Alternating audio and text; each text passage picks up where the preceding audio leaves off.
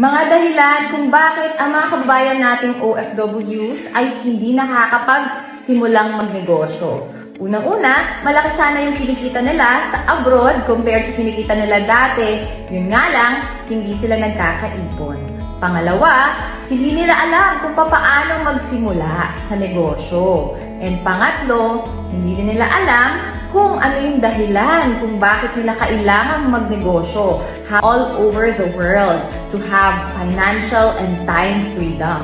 And one thing that I realized na pinagkaiba po ng mga taong naka-achieve na ng financial freedom compared sa mga hindi pa is the mindset. Kagaya na lang sa mga dayuhan, naka-mindset po sila na pag sila'y marunong ng kumita ng pera, talagang magnegosyo. Samantalang tayo, pinalaki po tayo sa mga ganitong kataga.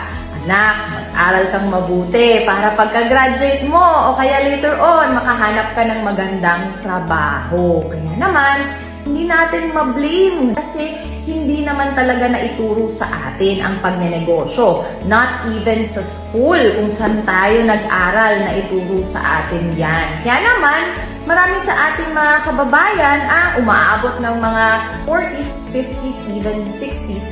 Saka lang po nare-realize na dapat pala sana nagnegosyo kasi para mas maganda sana ang kalagayan ng buhay. But anyway, don't despair kasi meron pa po talagang pag-asa and you are watching this video right now for a purpose. Maybe, eto na yung sagot sa matagal mo nang pinagdadasal na pagbabagong buhay because so far, this program that we have, marami na po, nakauwi na talaga dito sa Pilipinas for good. And hindi lang yan, naging milyonaryo, nakabili ng mga sasakyan, at ngayon kasama na nila yung families nila. Without experience po, without kaalaman sa ganitong negosyo, ngayon, ganun na yung mga buhay nila. Kaya kung isa ka sa mga OFWs na gusto mo rin magnegosyo, kaso lang, hindi mo alam paano ka magsisimula, kahit wala kang experience, pwedeng-pwede ka dito. O kaya may pera ka, hindi mo alam kung saan mo ilalapat na negosyo. Then, you are definitely watching the right video and nasa sa harap mo na ang opportunity na magpapabago ng buhay mo.